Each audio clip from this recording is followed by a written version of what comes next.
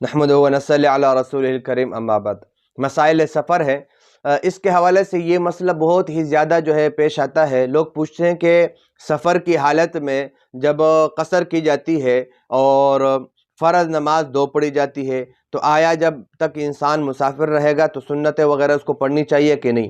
تو یہ بات یاد رکھے کہ جب راستہ ہے، سفر ہے، گاڑی کی جلدی ہوتی ہے، گاڑی نکل جانے کا خطرہ ہوتا ہے، یا لوگوں کو جو ہے پریشانی ہوتی ہے کہ لوگ ہماری وجہ سے انتظار میں ہوں، تو اس میں یہ ہے کہ راستے میں جب تک سفر ہے تو سنتیں نہ پڑھیں، سنتیں اس میں نہ پڑھے، فرض پڑھے، اور اس میں جو ہے وتر تو واجب ہے وہ پڑھنی ہے، اور فجر کے جو سنتیں ہیں وہ بھی جو ہے واجب کے قریب ہے اور بہت ہی زیادہ اس کے جو ہے فضائل ہیں۔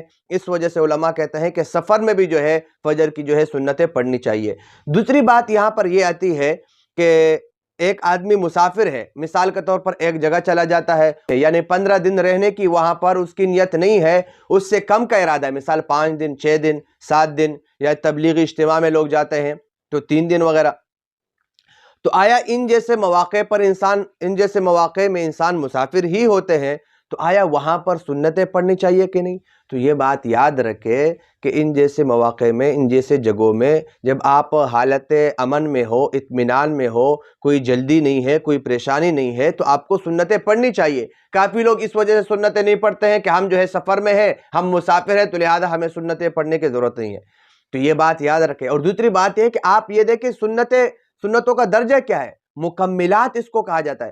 سنت جو ہے، اللہ کے رسول صلی اللہ علیہ وسلم فرماتے ہیں کہ قیامت کے دن سب سے پہلے نماز کو پیش کیا جائے گا۔ اول ما یحاسب به العبد یوم القیامت الصلاۃ، نماز کے بارے میں پوچھ ہوگی، اگر نماز میں کمی آئے گی فرض نماز میں تو نفلوں کو، سنتوں کو اس کو پیش کیا جائے گا۔